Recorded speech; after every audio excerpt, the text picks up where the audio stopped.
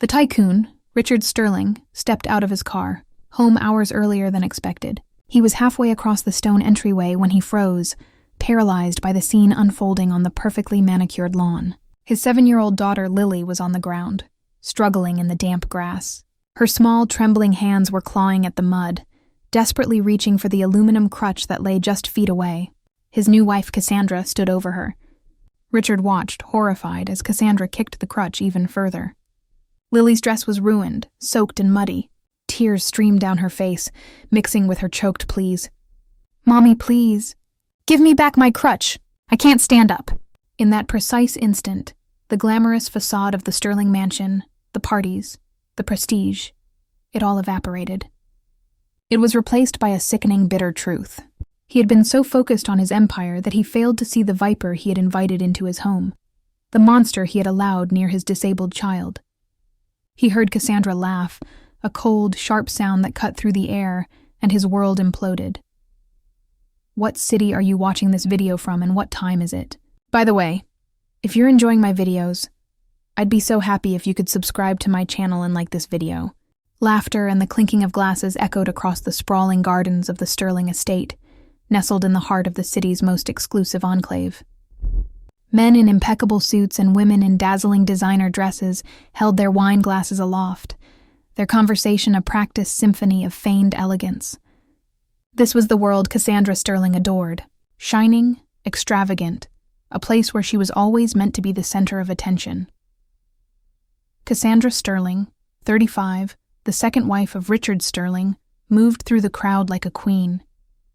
She wore a stunning yellow gown, her hair swept into a high chignon, pearls encircling her neck. Holding her wine, Cassandra smiled sweetly at every guest, her words as smooth as silk. "It's a pleasure to have you all here. Richard sends his regrets. He's tied up with work. He won't be able to make it." The guests nodded, raising their glasses in a polite toast. They whispered among themselves, discussing real estate portfolios and boasting about their jewelry. In a small corner of the house, just by the French doors leading to the garden, Lily Sterling sat in silence. 7 years old, Lily wore a simple brown dress, clutching tightly to her crutches. Her fragile legs had never been the same since the car accident when she was 4, the same accident that had stolen her mother's life and left her with wounds that would never fully heal. Her mother had shielded her daughter with her own body, only to die tragically in her place. Since that day, Lily had grown up without a mother's arms around her, with only a pair of aluminum crutches as her constant companions. A curious guest glanced her way, murmuring softly, "That's an adorable little girl." Cassandra turned her head, her smile tightening. She replied curtly, "Adorable. She just knows how to cling to adults." Lily looked down. Her small hands trembled as she gripped the crutches tighter. Tears welled in her eyes, but she held them back, terrified of being seen. The music swelled, and a few guests motioned for Lily to come over and say hello. Cassandra's eyes narrowed. She walked briskly toward her, grabbing the child's thin arm in a cold grip. She smiled sweetly at the guests, but as she leaned in, her sharp whisper cut through the smile. "Follow me, right now. Don't you dare embarrass me." Lily hesitated, her frightened eyes darting around as she shook her head. But Cassandra pulled her away from the crowd, dragging her quickly past the banquet tables, toward the dark corner near the fountain where no one was looking. On the damp green lawn, the music faded into a distant echo. With just the two of them, Cassandra let go of her hand, her gentle facade vanishing, replaced by a seething hatred. She shoved Lily onto the wet grass. The crutches fell far from her reach. The girl's brown dress was instantly stained with mud, her tangled hair covering half her face. Terrified, Lily crawled, sobbing. "Mommy, please, give me back my crutches. I can't get up." Cassandra leaned down, her eyes glittering with cruelty, her voice sharpened with venom. "You are nothing but bad luck. You are the reason your mother died. If it weren't for you, she wouldn't have perished in that accident. You are a curse, and you will drag your father down with you. I swear, you are nothing but a stain on this family." Lily's voice broke as tears mixed with the mud on her cheeks. "I'm sorry. I didn't mean to. I didn't want my mommy to die." Cassandra burst into shrill laughter, each sound cutting like a knife. "You hear me? Nobody wants you. You're just a shadow dirtying the Sterling name. Your whole life you will do nothing but crawl. Lily huddled, grabbing the one crutch that remained near her, clinging to it as if it were her last breath. Her weak sobs filled the silent night, mixing with the murmur of the fountain and the faint scent of flowers drifting on the breeze. And at that precise instant, the grand gates of the mansion swung open. Richard Sterling, 42, a renowned investment tycoon, appeared. People called him the Man of Steel for his relentless approach to business. But behind that success hid a tragedy, the loss of his wife, which left him with a young daughter he had never truly known how to listen to. Today he had decided to leave work behind, bringing a gift box and a small brown teddy bear to surprise his daughter. But the scene that unfolded before him left him frozen. His little girl, kneeling helplessly on the damp lawn, her face streaked with tears, while Cassandra stood over her with a chilling smile. Richard froze. The gift box slipped from his grasp. The teddy bear rolled onto the stone pavement. His voice echoed like a storm. Cassandra. The laughter and music inside the house ceased instantly. The air grew heavy, and everything seemed to freeze. Lily was still trembling, reaching her hand out for the fallen crutch, her broken voice pleading, "Mommy, please, give me back my crutches." Richard stalked forward onto the lawn, his eyes burning red. Years of contained fury erupted all at once. He ran down the steps, his leather shoes striking the stone ground hard. His eyes locked on Cassandra. Then they dropped immediately as he knelt to help Lily, who was huddled on the grass. The child was in shock, sobbing in gasps, her small hands clinging tightly to her father's arm. Cassandra's expression changed in an instant. She hurried forward, her voice suddenly sweet. "Richard, why are you back now? I just wanted to teach her to be independent. She's so stubborn. She never listens." Lily flinched violently away from Cassandra's arms, her face pale. She kept crying, her voice broken and uneven. Richard looked up, his eyes like blades. His voice was deep and heavy. "Cassandra, what did you just do?" The air froze. The guests who had gathered for the party fell silent, turning their eyes toward the hidden corner of the garden, whispering with curiosity. In that corner, Maria Gonzalez, the family's loyal housekeeper, appeared. She was in her 50s, short in stature, her face marked by hardship. Maria almost stepped forward, but Cassandra's sharp, cutting glare stopped her cold. She retreated, clutching the hem of her dress, her eyes filled with worry as they remained fixed on Lily. Cassandra forced a smile, moving toward Richard, trying to take his hand. "You misunderstood. I just want her to be stronger, so she doesn't depend on us so much." Richard slapped her hand away. He bent down and gently lifted Lily into his arms. The child clung to his neck, her entire body trembling. Her tears fell drop by drop, soaking his dark suit. "Daddy." Her voice cracked, fragile, like a thread about to break. "I'm so scared." Richard held his daughter tighter. His eyes burned as he stared at Cassandra. The murmurs around them faded to nothing. In his mind, the image of Lily crying, kneeling in the grass, was etching itself deeper and deeper, impossible to erase. A middle-aged guest, Arthur Williamson, an old business partner, shook his head and walked away in silence. Before he passed through the gate, he looked back at Richard, his eyes full of pity and disappointment. Another woman whispered to her husband, "I never thought I'd see something like this. That poor child." Cassandra froze, her face paling, but within seconds, she regained her composure. Her voice rose sharply. "Richard, you're being unfair. You came home at the exact wrong moment, understanding nothing. And now you accuse me? I have tried to raise her. I put up with her stubbornness every single day. And now I'm the one treated like the villain." Richard's voice was harsh, each word hitting like a hammer. "I saw it with my own eyes. I don't need anyone to tell me anything more." Lily clung to her father's neck. Her tear-filled eyes looked up as she whispered, "Daddy, please, don't let her stay here anymore." Cassandra stiffened, for the first time, a glimpse of fear in her eyes. But instead of remorse, she let out a cold laugh. "How ridiculous. A crippled little girl can turn you against your wife. She is nothing but a burden, Richard. She will drag you down for the rest of your life." Maria could no longer stay silent. She stepped forward, her voice trembling but resolute. I'm sorry, Mr. Sterling, but I have witnessed this many times before. She always tries to scare Miss Lily. This is not the first time." Maria's words fell like the final blow. Richard's jaw tightened. The muscles in his face twitched under the tension. He turned, holding his daughter, and walked directly into the living room. The crowd parted quickly, leaving Cassandra alone in the once bright garden, now stripped of all its light. Inside, the living room lights shone brightly. Richard placed Lily on the long sofa, using a cloth to wipe the mud from her dress. The child was still sobbing, her small hand clutching his, as if afraid he might disappear. Cassandra followed him in, her voice urgent, desperate to cling to him. "Richard, you have to listen to me. I never wanted to hurt her. I just wanted her to learn to be stronger. If you keep protecting her like this, she will always be weak." Richard turned, his eyes sharp as steel. His voice was final. "Get out of my house, today." The room fell silent. Only Lily's sobs echoed, stabbing at Richard's heart like knives.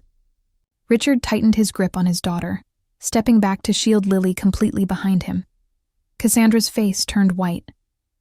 Her lips trembled, though she still forced a strained smile. She stepped forward, her voice lower, tinged with a plea. "Calm down, Richard. I just wanted to teach her. Don't make a scene. The guests are still watching." Richard turned. His eyes were cold as steel. His words cut the air, every syllable sharp. "I don't care what outsiders think. You put a hand on my daughter. Cassandra, get out of this house." Lily trembled. Her small hands clung to her father's shoulders, her teary eyes fixed on Cassandra's shadow. The girl hiccuped. Her lips trembled, but no sound came out. Cassandra's expression changed instantly.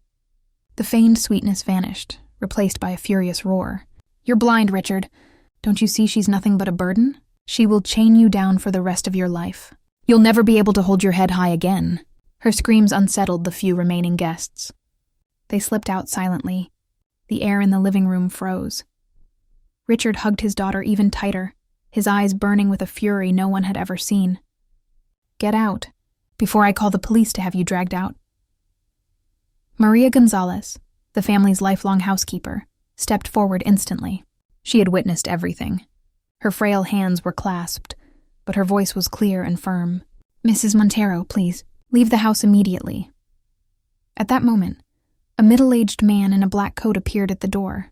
John Andrade, the Sterling family's driver for over 10 years, quiet and stern, stepped up and pulled the front door wide open.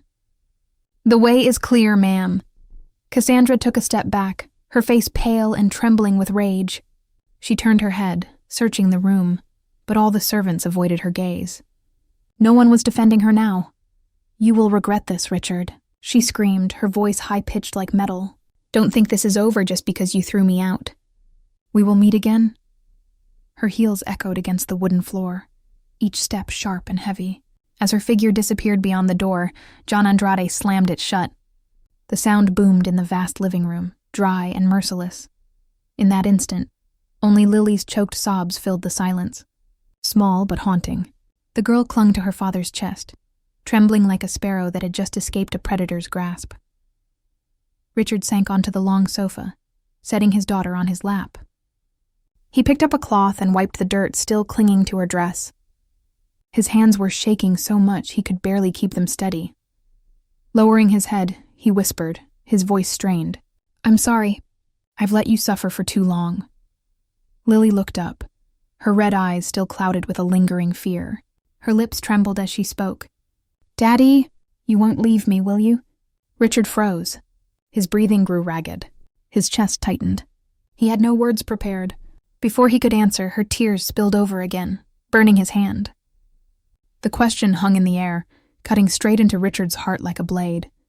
He opened his mouth, but no sound came out. His throat closed. In the suffocating silence, only Lily's fragile cries remained.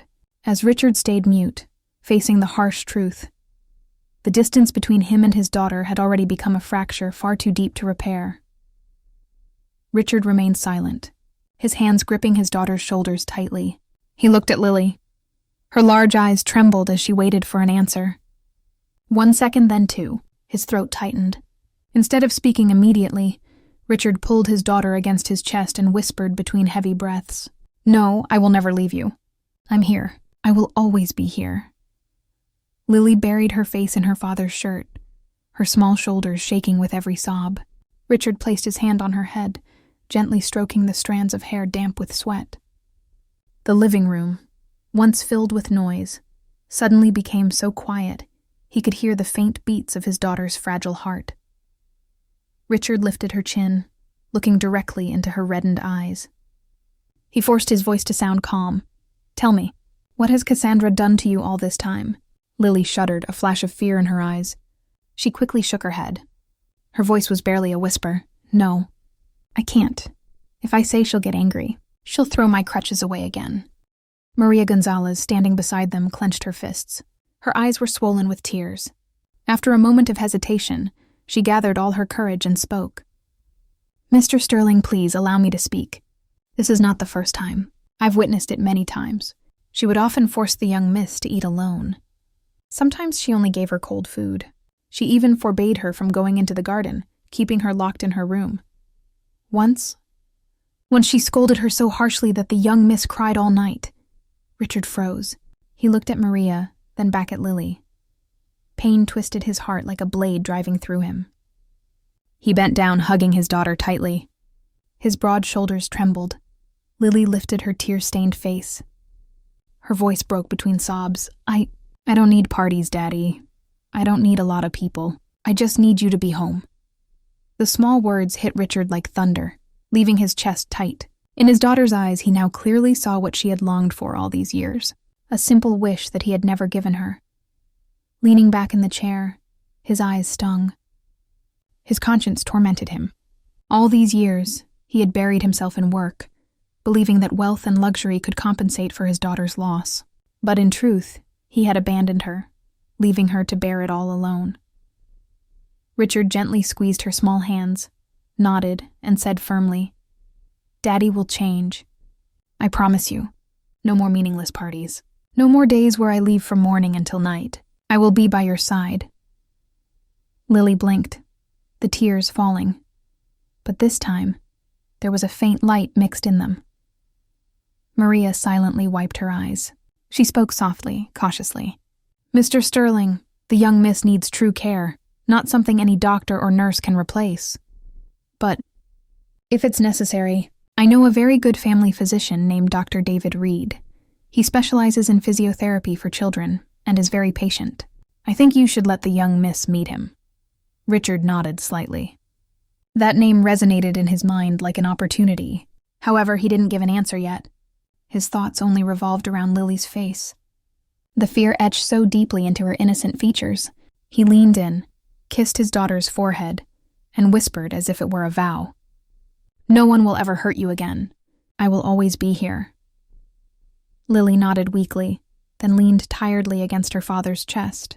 At that moment, when peace seemed possible, the sharp ringing of the telephone on the table shattered the silence. Richard startled. Maria looked at him, then stepped back silently. Richard picked up the phone. On the screen, the name Daniel appeared, his trusted employee for many years. He answered, his voice tense. "Hello." On the other end, Daniel's voice was urgent. "Mr. Sterling, we have a serious problem. Important company data has been leaked." Richard gripped the phone tightly. His eyes darkened. He turned to look at his daughter, still leaning on his shoulder. His chest pounded, painfully torn between two paths, his family and his career. Richard slammed the phone down.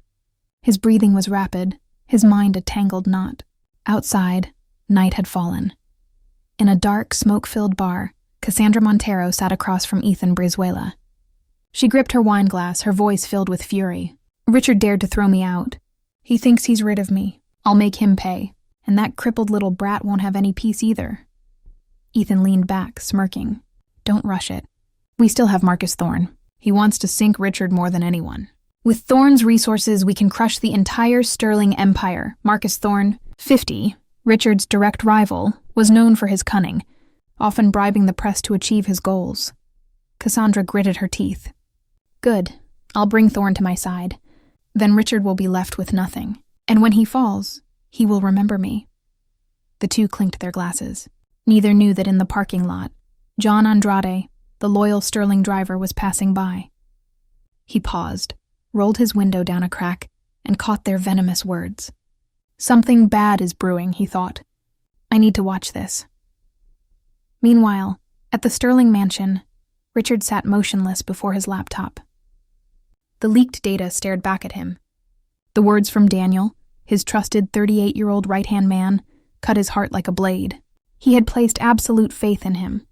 Now he closed his eyes in anguish. The sting of betrayal was as sharp as the pain Cassandra had inflicted. He pressed his hand to his temple. Just then, a soft knock came. "Daddy, can I come in?" Lily's small voice sounded. Richard quickly shut the laptop. He took a deep breath. "Come in, honey." Lily entered, holding a piece of paper smudged with paint. She placed it on the desk and looked up at her father with clear, innocent eyes. "I just finished this. It's you and me, holding hands in the garden." Richard looked at the drawing. The lines were childish but filled with hope. He saw himself, tall and strong, standing next to a small lily, both smiling under the sun. A lump formed in his throat. Lily pressed her lips together and whispered, "Daddy, I don't need anything else. I just want you."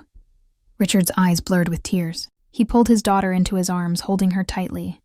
In that moment, the business schemes, the betrayals, it all faded. Only the warmth of father and daughter remained, vivid and undeniable. He whispered as if talking to himself, "I won't let anyone take this from me. No one." He tucked Lily into bed and returned to his desk. He took a deep breath, his eyes lit with determination. His hand trembled slightly as he picked up the phone and dialed a familiar number. A firm, warm female voice answered. It was Linda Warren. Richard spoke directly. "I need you here. Immediately, Linda. There is a traitor in my house." The next morning, the tabloids exploded. Manipulated photos flooded the internet, showing Richard with an unknown model. On social media, Cassandra appeared in a video, crying, "I just want Lily to be loved." But he's never home. Simultaneously, Marcus Thorne held secret meetings, pushing the narrative of the caring stepmother and the abandoned disabled child. At school, the whispers started. Children gathered around Lily. "Your dad doesn't want you. You just embarrass him." Lily turned her face away, her eyes filling with tears. That evening, a light rain fell. Lily returned home and closed her bedroom door. When Richard came in, she whispered, "Do you believe me, Daddy? Or do you also think I'm a burden?" Richard sat on the edge of the bed and pulled her close. He spoke slowly, each word clear. "No, you are the reason I am still living." As he sat with her, Maria retreated silently from the hallway, but then returned, holding a black USB drive. She placed it on his study desk. "Mr. Sterling, this is something I found in Cassandra's old office." The lock was broken. "I found it while cleaning. I think you should check it immediately." Richard plugged the USB in. A folder named Studio Cam held short video clips. He opened one. The footage was blurry, but clear enough to recognize Cassandra entering his study late at night, wearing gloves. She sat at his desk and plugged a strange device into the computer's USB port. Richard gritted his teeth and clicked another clip. Reflected in the glass cabinet behind her was Ethan Brizuela, standing guard. He opened a folder named Captures. Inside were screenshots of a messaging app. The group chat, Almi BMT. The messages scrolled, Ethan. "I have the meeting schedule and the asset list." Cassandra. "Send it to Marcus now. Make sure you erase every trace." Marcus. "Good. Tomorrow the second wife article hits the front page." "Prepare for phase 2. Richard scrolled further. Timelines, reporter payments. Another line. "Cassandra, the girl will be his weakness. Keep attacking her." Richard's hand tightened on the mouse, his knuckles turning white. He exhaled slowly, then opened a draft email to Linda Warren, attached all the files, and wrote, "Direct proof. Please initiate immediate legal action." He hit send. He called Linda. "Send it all," she said briefly. "I'll look at it right away." 10 minutes later, Richard was in Linda's Madison Avenue office. Linda, 45, a renowned attorney, reviewed the files. Group chats, access logs, payments to tabloids. And this, she paused. Wellmore Hotel camera. Cassandra meeting Ethan. The time matches the smear campaign. A knock. Linda introduced Detective Mike Torres, NYPD, 25 years in financial crimes. I've reviewed the summary, Mike said. We have the trail, the motive, but need proof Daniel leaked the files. Linda produced a color photograph. Daniel handing a thick envelope to a man in a baseball cap in the parking garage. Timestamp is the same night the data was pulled, Linda explained.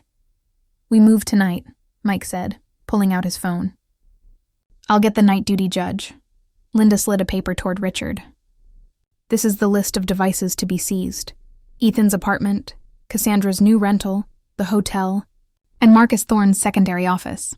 John Andrade, my driver, can testify to seeing Cassandra after she was thrown out, Richard said firmly. Good, Linda said. For now, remain silent. All press questions go through me. Mike's phone buzzed. He looked at the message, his eyes severe. The internal notification was clear. The search warrant had been electronically signed. The team has moved, Mike said. That night, the sharp screech of brakes broke the silence at the Sterling mansion. 3 unmarked police cars pulled up. Detective Torres was the first one out, followed by Sergeant Laura Benitez. She held up the warrant. NYPD, we have a warrant. At that moment, from the end of the hall, came the sound of breaking glass. Richard turned. Cassandra was standing, swaying, in the doorway of the study, a half-empty wine bottle in her hand. Beside her was Ethan Brizuela, his shirt hastily buttoned. Mrs. Cassandra Montero, Mr. Ethan Brizuela, you are being detained for investigation, Sergeant Benitez said firmly. Place your phones on the table. Cassandra let out a mocking laugh. By what right do you enter here? Mike held up the warrant. Signed by a Supreme Court judge. Ethan pulled his phone from his pocket, ready to type. Laura grabbed his wrist. Don't. Every action is being recorded. The screen lit up, a chain of messages flashing on the lock screen. Ethan's face went pale. Cassandra stumbled toward the study, trying to lock the door. Mike forced it open. Inside, on the table, was an open makeup case and a black phone hidden under a pile of magazines. Mike put on gloves, lifted the phone, and dropped it into an evidence bag. Bag it, Richard stood in the threshold. Cassandra glared at him, her voice sharp with venom. You will regret this. I swear it. He didn't answer, just turned his head, looking for Lily. At the top of the stairs, Lily appeared, clinging to the railing, her body trembling. Maria was close behind her. Cassandra looked up, her eyes burning, and she screamed, a final attempt to wound the child. That girl will never escape the curse. She is a burden, an ill omen for your house, Richard. Richard ran to the foot of the stairs, opening his arms to shield Lily. His voice erupted in fury. Don't you ever touch her. Again. Daddy. I'm so scared, Lily whispered, her voice tiny. I'm here, Richard said, his voice cracking. No one will ever hurt you again. The cold handcuffs snapped onto Cassandra's wrists. She fought but was escorted out. Ethan was cuffed, his face pale. As the siren faded, silence fell. At the same time, at LaGuardia Airport, a detective stopped Daniel. We have a warrant. His phone and laptop were seized. And across town, at Thorne Investments, reporters swarmed. The headline scrolled, Marcus Thorne implicated in media manipulation fraud. His partners canceled contracts. His reputation was in freefall. The courtroom was cold. The judge read the verdict clearly. Cassandra Montero, Ethan Brizuela, Daniel. Each name was followed by a prison sentence and an order of restitution. Marcus Thorne was absent. His civil hearings had piled up, leaving him bankrupt and ruined. Outside the courthouse, Richard just squeezed his daughter's hand. He didn't need praise. He needed peace for Lily. In the days that followed, the atmosphere at home changed. In the mornings, Richard took his daughter to see Dr. David Reed, a pediatric physiotherapist. He spoke with patience. We'll start with the small muscle groups, Lily. No rush. A little bit every day is enough. Lily tried the balance exercises, her forehead damp with sweat. Richard sat beside her, counting the rhythm. And 12. 13. Great. When she tired, he gave her water, his warm, firm hand on her back, letting her know she wasn't alone. One early morning, The sky was a pale gold. Richard took Lily to the park. Lily set her crutches aside and practiced short steps. Her face was serious, her breathing steady, her legs trembling, but her eyes shined.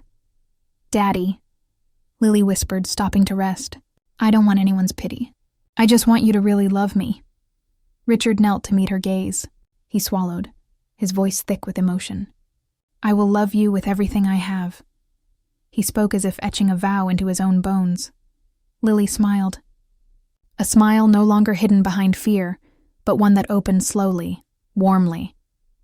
Richard stood and held out his hand. "2 more steps," the girl nodded, lightly gripping his hand. They walked together, slow, steady. That afternoon, Maria brought out fresh bread. Lily was sitting at the garden table painting. Richard watched her mix the colors, painting 2 hands holding, walking down a path with a light shining at the end. "Daddy, look," she said, nervous with pride. "Today I walked 3 more steps." "I saw," Richard smiled, placing his hand over his heart. "And in here you've already gone much further."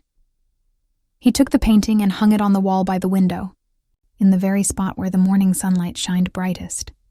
A few months later, on a spring morning, Dr. Reed was in the garden. "Today we try a new goal," he said quietly. "Count your own pace." Lily took a deep breath, tightened her grip on the crutches. The first step, her knee wobbled. The second step. The third step, she had to stop. Her eyes darted to her father. Richard held his hand out, not touching, just leaving it there as an invisible support. "I'm right here," he said. "Keep going," Dr. Reed counted evenly.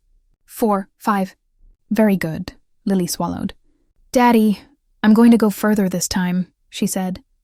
"I'll always be here waiting for you," Richard replied, his voice breaking slightly. She took another step, and then one more. When her foot landed on the chalk mark, she burst into a laugh, sweat purling on her forehead. "A new record." Dr. Reed smiled, clicking his stopwatch. Lily turned, wobbling slightly. Richard moved in, steadying her. "Good job. Rest a bit." He took his daughter to the grass and they sat down. He opened a bottle of water, gave her a sip, and together they looked at her painting drying in the sunlight. "Daddy," Lily whispered, "I'm happy, because I have you." Richard froze for an instant, then pulled her closer. He didn't need many words. He just had to let his heart answer, firm and clear. A golden light spilled over their shoulders. Father and daughter sat on the grass, their heads leaned against each other. Lily closed her eyes, her breathing calm. Richard looked at the faint chalk line that still shimmered on the path, and he smiled. In that smile was forgiveness for himself. He whispered softly, as if sealing a vow. "And this time, I will never lose you again."